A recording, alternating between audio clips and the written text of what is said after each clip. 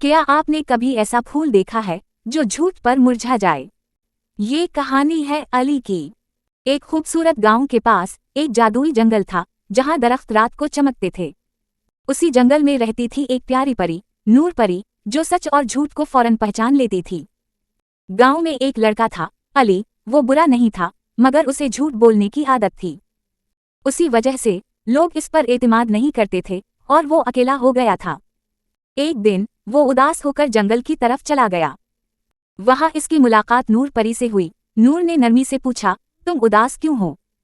नूर परी ने उसे एक जादुई फूल दिया। जब तुम सच बोलोगे तो ये चमकेगा और झूठ पर मुरझा जाएगा।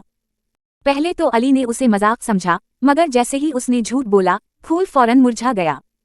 मगर जब उसने सच कहा, फूल दोबारा चमक उठा। अब अली ने सच बोलना शुरू कर दिया और आहिस्ता आहिस्ता वो बदलने लगा। एक दिन गांव में चोरी हो गई। अली ने चोर को देखा था, वो इसका अपना दोस्त था। सबने पूछा, सच बताओ, चोर कौन है? अली बहुत डर गया, मगर इसने हिम्मत की और सच बता दिया। चोर ने अपनी गलती मान ली और इसे मुआफ कर दिया गया। अब सब लोग अली पर दोबारा एतमाद करने लगे और वो बहुत खुश था।